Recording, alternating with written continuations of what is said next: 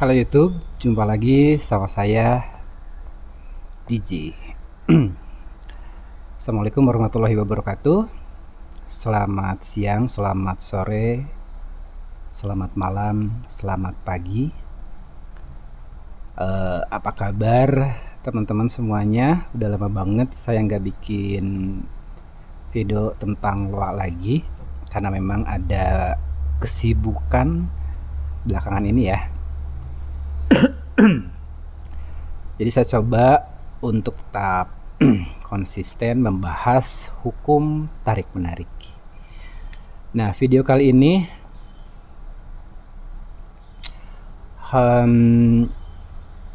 kita belajar bareng.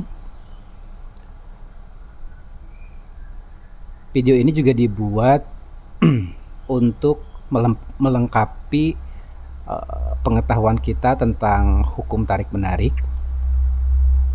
Ini berawal dari sebuah pertanyaan.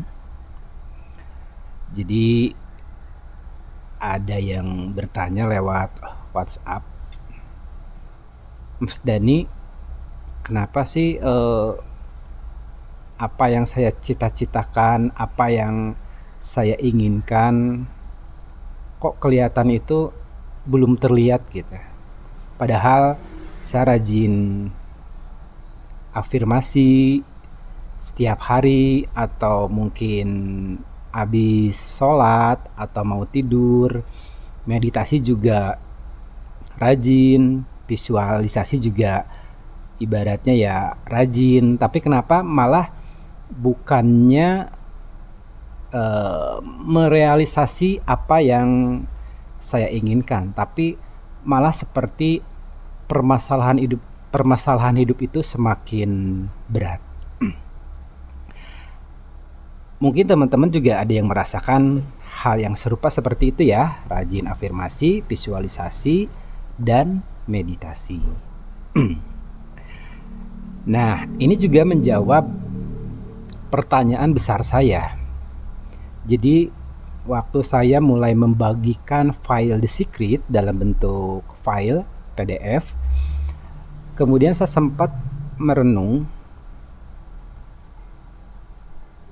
apa iya, atau kurang lebih, jika seandainya setiap orang membaca file The Secret atau buku The Secret, kemudian apa yang mereka inginkan akhirnya mewujud, itu keren banget.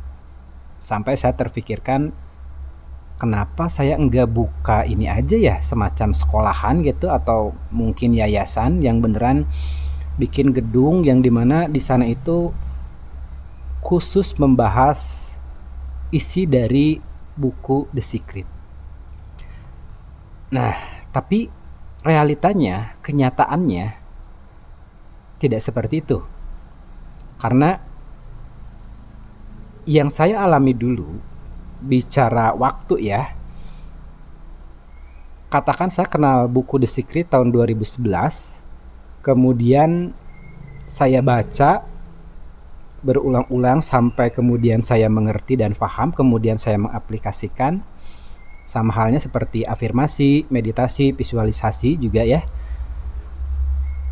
Setahun kemudian, apa yang saya inginkan itu betul-betul merealisasi. Saya pengen punya income unlimited, hanya duduk depan komputer, dan itu beneran menjadi kenyataan. Nah, tapi ada semacam renungan dalam benak saya, kenapa ya teman-teman atau yang udah baca buku The Secret ini hasilnya itu berbeda-beda. Nah, ini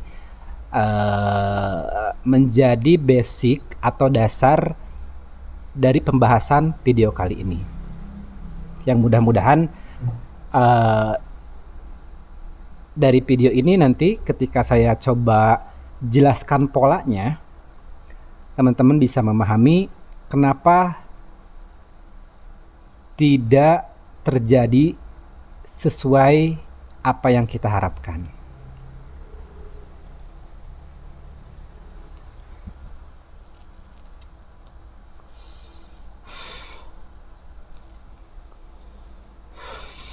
Nah, dari case yang barusan,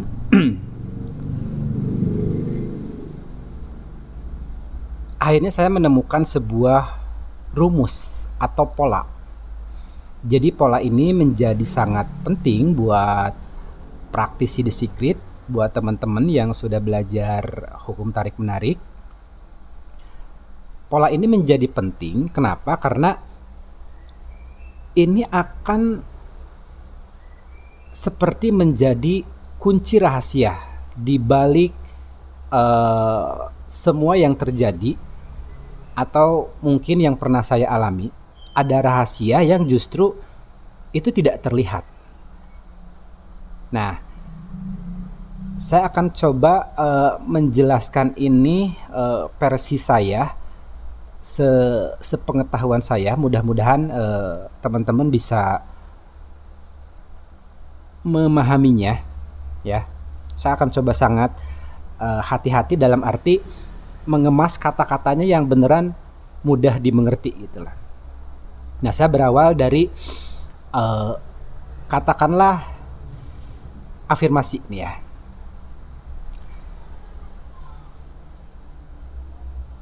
Teman-teman sudah rajin banget yang namanya afirmasi, dan termasuk saya pun masih rajin berafirmasi. Tapi ketika saya mengetahui pemahaman tentang ini, afirmasi saya malah berhenti. Nah, kenapa? Nah, jadi ada sebuah pengetahuan baru di mana begini. Ketika kita berkeinginan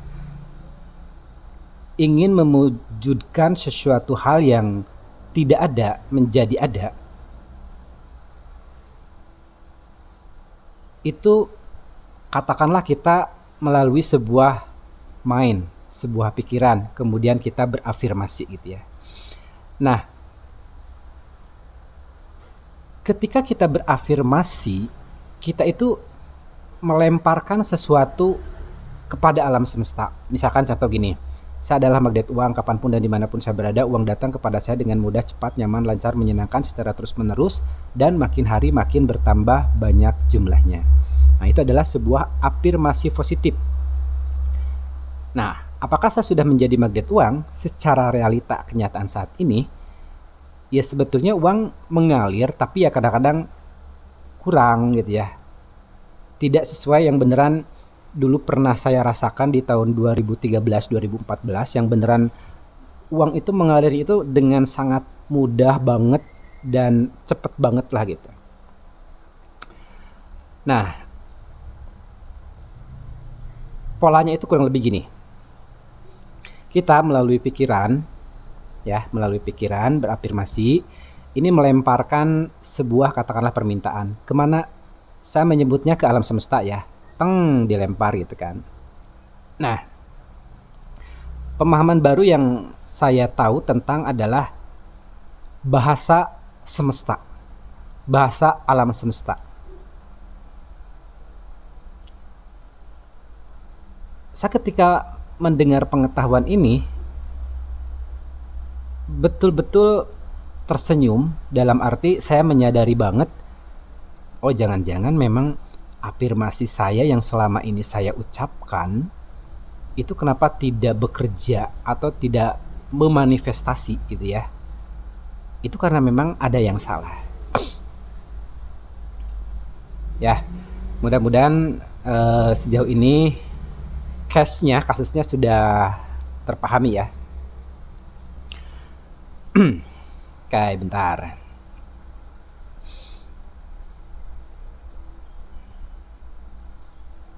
Oke. Alam semesta tidak, nah ini pola ya. Alam semesta itu, atau katakanlah rumus ya, atau cara kerjanya ya. Alam semesta itu tidak mengenal yang namanya bahasa. Ya. Alam semesta tidak mengenal yang namanya bahasa. Jadi alam semesta itu tidak mengenal bahasa Indonesia, bahasa Sunda, bahasa Jawa, bahasa Inggris, bahasa Amerika, bahasa Cina, bahasa Korea, bahasa Hong Kong, dan seluruh banyak lagi bahasa. Jadi dia itu katakanlah semacam bodoh amat dengan bahasa gitu ya. Nah, lalu pertanyaannya adalah semesta itu menggunakan bahasa apa? Nah, jawabannya adalah feel atau rasa. Ya.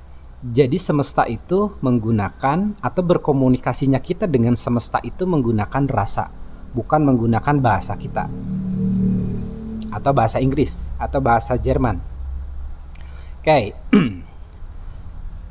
Saya coba bikin contoh ya. Misalkan ada A, B, C. Ini 3 orang yang dia setiap hari berafirmasi yang sama. Yang A, dia berafirmasi, saya sukses, saya kaya raya, saya berlimpah. Si B juga sama, saya sukses, saya kaya, saya berlimpah. Kemudian si C juga sama, saya sukses, saya kaya, saya berlimpah. Nah, dari ketiga orang ini, sekalipun mereka afirmasinya sama, ini dipastikan hasilnya akan berbeda. Nah, apa yang nanti yang membedakannya? Nah, jadi contoh misalkan si A ketika dia dalam keadaan bahagia, katakanlah dia itu baru naik jabatan nih, baru naik jabatan di kantornya gitu ya, atau misalkan dia berbisnis baru dapat orderan yang banyak, kemudian dia makin berafirmasi, saya sukses, saya uang mudah dengan cepat datang ke saya. Nah, kemudian yang si B, dia berafirmasi tapi dia netral. Netral itu ya feel-nya itu biasa aja. Dia berafirmasi ya biasa aja, nggak mengeluarkan feel yang ibaratnya yang excite banget lah gitu ya. Nah, kemudian yang ketiga, orang ini juga sama berafirmasi, saya sukses, saya istilahnya apa, kaya raya gitu ya. Tapi dalam kondisi saat ini dia justru secara realita, katakanlah dia punya hutang, dia tidak punya uang gitu ya. Nah, ini kalau kita lihat, yang 3 orang ini ketika berafirmasi yang sama, tapi akan menghasilkan rasa yang berbeda. Apalagi yang si C nih, ketika dia berafirmasi, tapi dengan secara realita, dia kondisi keuangannya katakanlah tidak baik, hingga akhirnya apa yang dia afirmasikan itu tidak tertangkap oleh semesta, ya, tidak tertangkap, karena justru yang terjadi malah bisa sebaliknya, dia semakin seolah-olah banyak permasalahan hidup yang dialaminya. Kenapa? Karena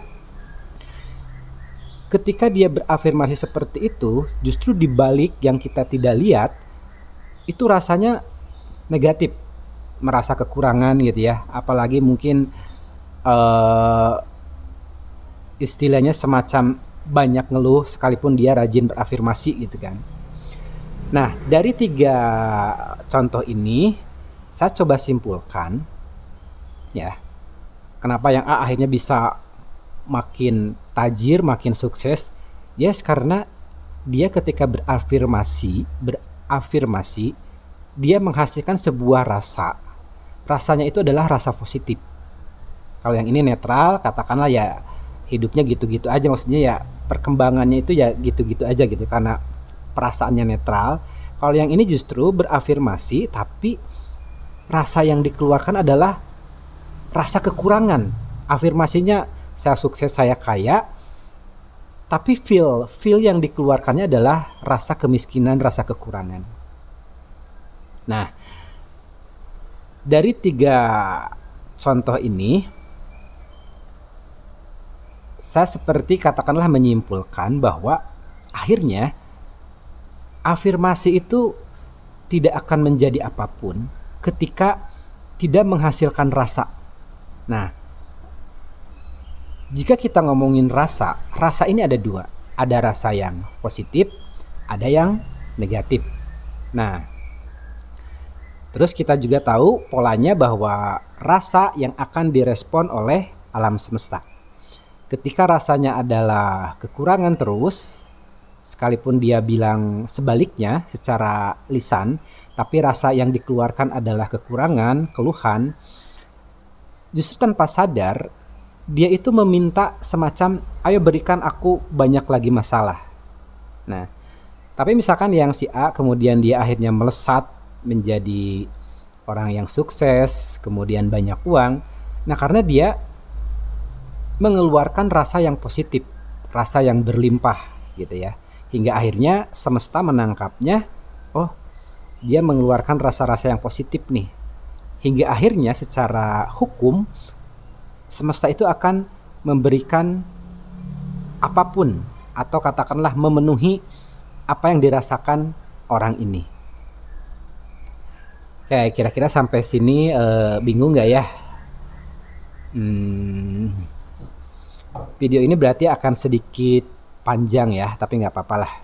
Satu, memang untuk mengingatkan saya. Kedua, juga saya coba mengemas apa yang saya ketahui ini buat teman-teman, dan mudah-mudahan menjadi sebuah pengetahuan baru.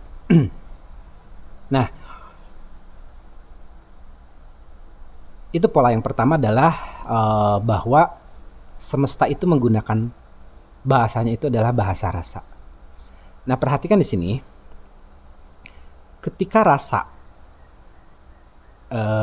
itu negatif, ya, dikirim ke semesta, maka akan dikembalikan lagi ke yang merasakan. Nah, hingga akhirnya bagaimana cara merubah rasa itu? Nah, kita perhatikan dulu sebuah pola.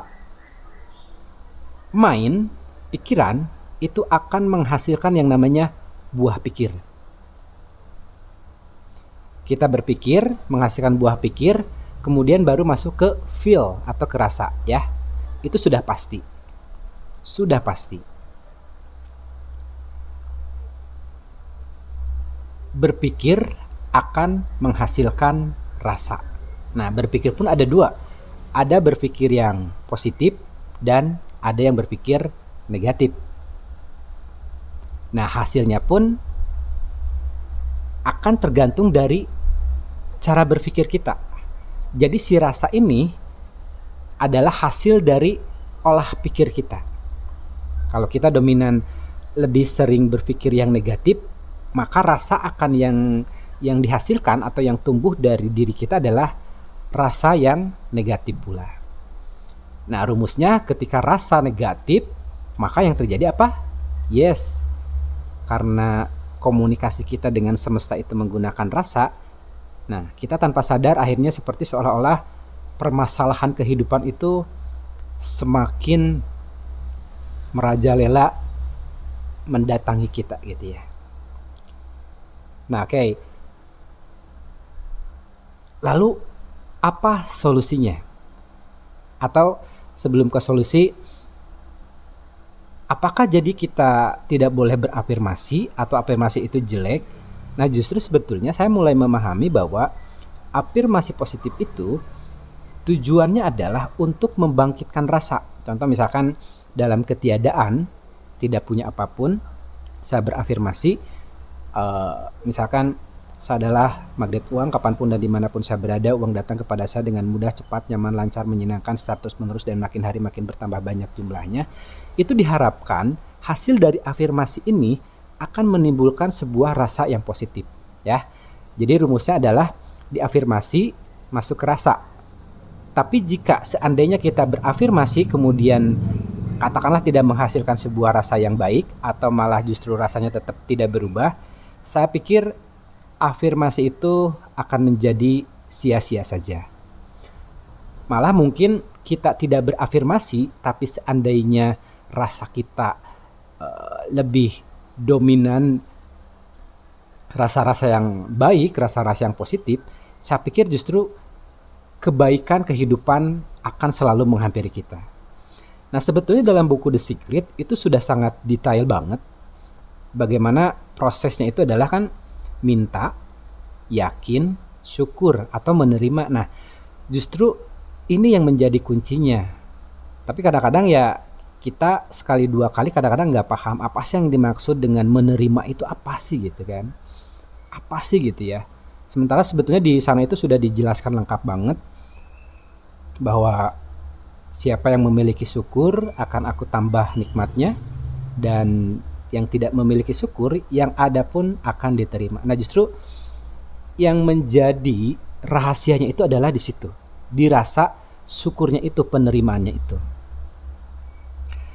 Oke, sejauh ini mudah-mudahan bisa dipahami ya. Nanti kalau belum dipahami nanti bisa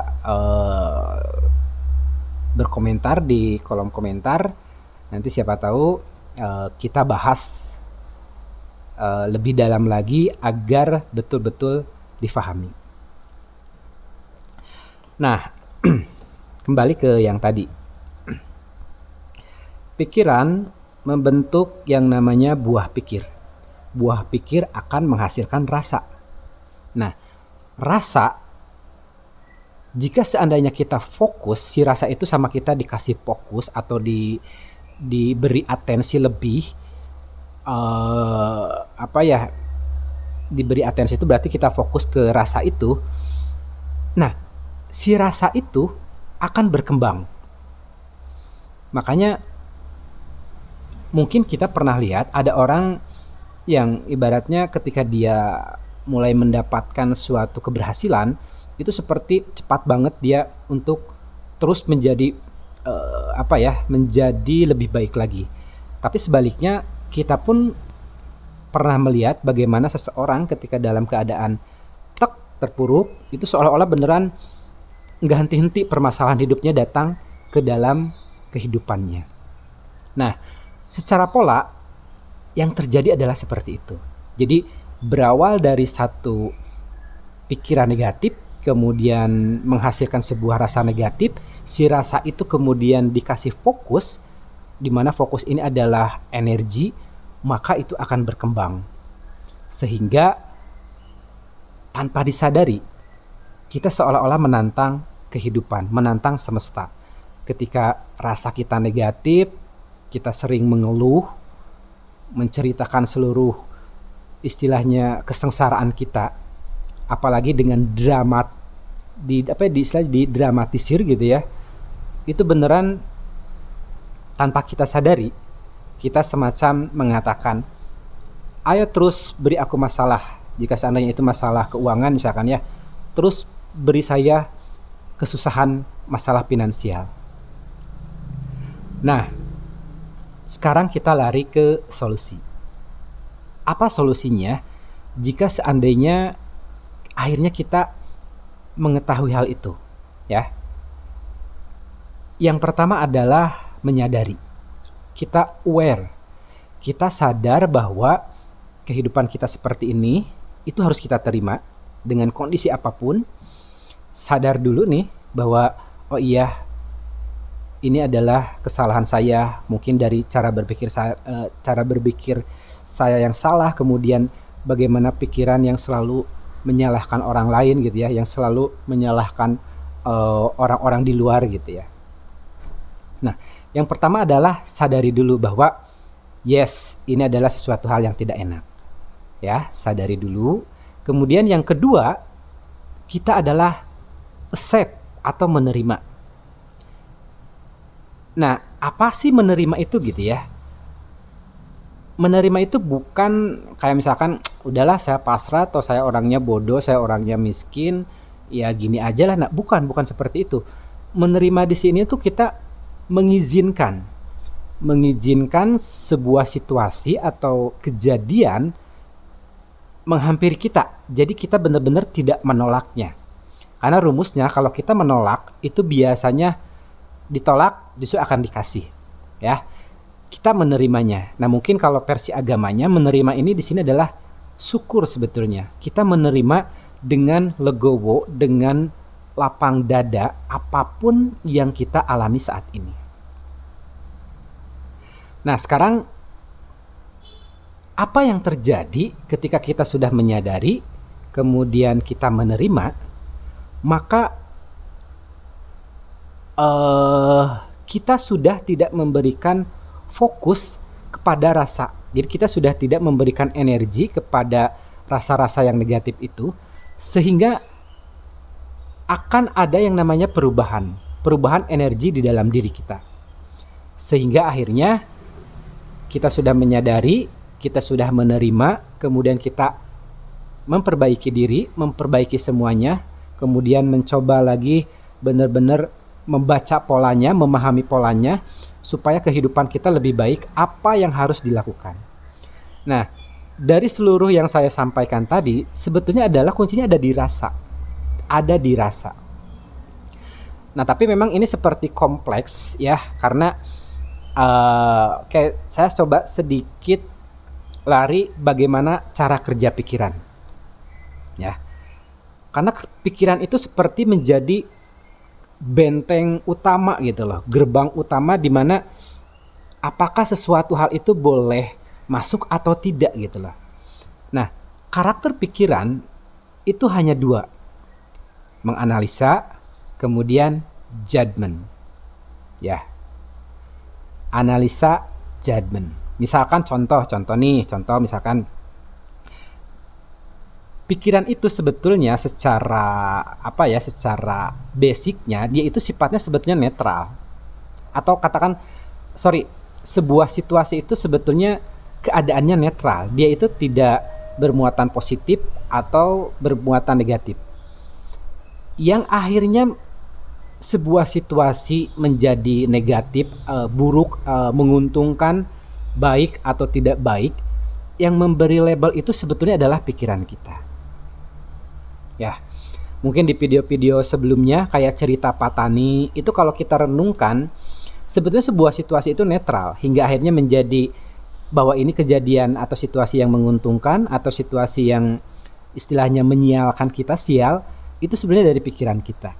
Nah, jadi berawal dari pikiran, menghasilkan buah pikir, kemudian akan menghasilkan yang namanya feel atau rasa. Ya. Oke, sudah 27 menit. Ini nggak saya edit videonya, apa adanya. Ntar, apakah sudah menemukan titik terang? Saya coba tarik kesimpulan ya. Jadi dari seluruh yang saya ceritakan tadi itu lebih tentang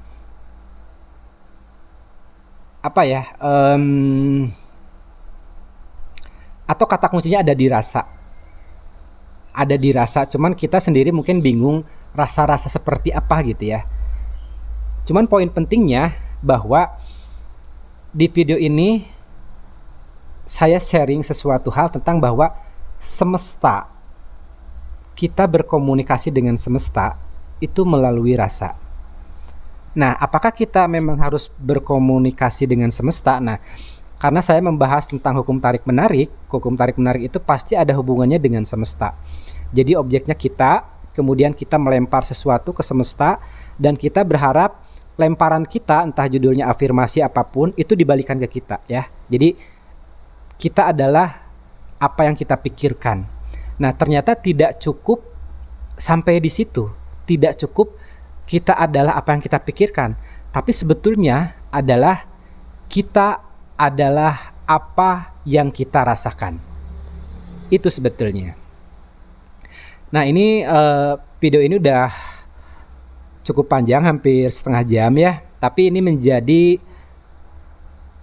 video pembukaan dan ini akan menjadi bahasan yang cukup menarik, khususnya buat saya pribadi. Mudah-mudahan video ini ada manfaatnya, memberi pengetahuan baru buat teman-teman. Insya Allah saya akan membuat video lanjutan, mungkin nanti tentang manifestasi, kemudian apalagi ya, tentang pola pikiran, kemudian apalagi ya, bahasa semesta juga mungkin. Nanti saya coba saya sharingkan lagi yang lebih detail banget. Kemudian nanti juga akan saya coba bahas tentang yang namanya sistem pikiran yang auto. Nah, ini akan menjadi seru banget. Tapi biar nggak begitu panjang, untuk video kali ini saya cukupkan sampai di sini. Terima kasih teman-teman yang sudah menonton video ini. Sebelum saya menutup video ini, saya mendoakan dengan penuh rasa bahagia, rasa senang, rasa feel good buat teman-teman yang selama ini mendambakan sebuah kesehatan yang sempurna, finansial yang sempurna. Semoga Tuhan Yang Maha Kuasa melancarkan, memudahkan apa yang menjadi hajat kita semua. Amin. Ya Allah ya Rabbal Alamin. Terima kasih, saya DJ. Assalamualaikum warahmatullahi wabarakatuh.